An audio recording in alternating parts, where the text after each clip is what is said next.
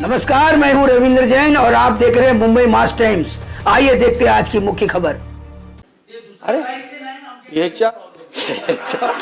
अरे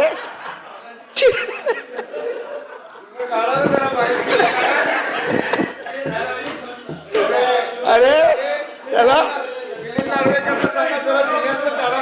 सचिन सचिन सचिनजी किती असलं ना तरी देण्याची दानत लागते। काही लोक बोलले त्यांना निवडणुकांचे निकाल अस्वस्थ करून गेले।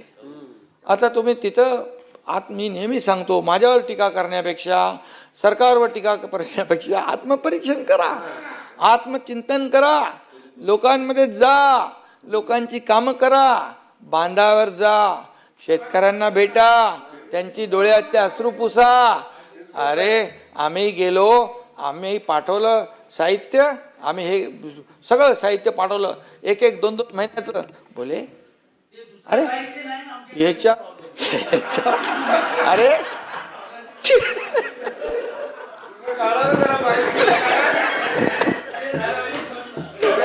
अरे त्याला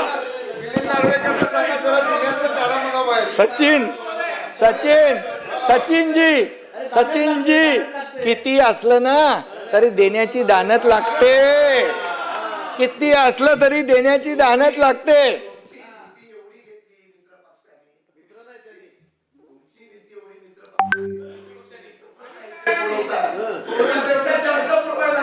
ऐका शशिकांतजी, मी काय म्हणालो, शेतकऱ्यांना अन्नधान्य, दिवाळीचं सगळं फराळाचं साहित्य, साखर, तेल पासून आम्ही पाठवलं, बरोबर, ते पाठवलं, त्याच्यावर पण टीका केली।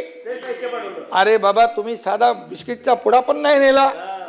अरे काय तुम्ही यार, तुम्ही म्हणजे माझं म्हणणं आहे, अशा वेळेस शेतकऱ्यांच्या मागे उभं राहिलं पाहिजे।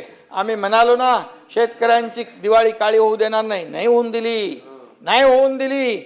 अरे त्यासाठी निर्णय घ्यावे लागतात, त्यांच्यात जावं लागतं। म्हणून मी नेहमी सांगतो, आत्मचिंतन, आत्मपरीक्षण करावं आणि मनापासून करावं, नुसतं काय ते हे डिप्लोमसी नाही चालत। आणि म्हणून मी आता त्याच्यात जात नाही। मी सभापती महोदय, या ठिकाणी कोणीतरी सांगितलं नोकऱ्यांच्या बाबतीमध्ये 34 लाख बेरोजगारांची नोंदणी केली आहे, म्हणाले बेरोजगारी वाढली।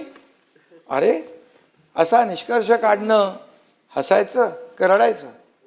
या ठिकाणी सभापती महोदय, राज्याची ज्या पद्धतीने लोकसंख्या आपली वाढतीये, त्या मोठ्या प्रमाणात नोकऱ्यांची मागणी वाढतीये, आणि म्हणून साहजिक आहे युवक रोजगारांच्या पोर्टलवर नोंदणी नाही करायची, मग कुठं करायची? या पोर्टलवर नोंदणी करायची नाही तर कुठं करायची? आता लोकांना विश्वास भाई वाटू लागला की आम्हाला नोकऱ्या मिळतील, आणि म्हणून नोंदणी होऊ लागली।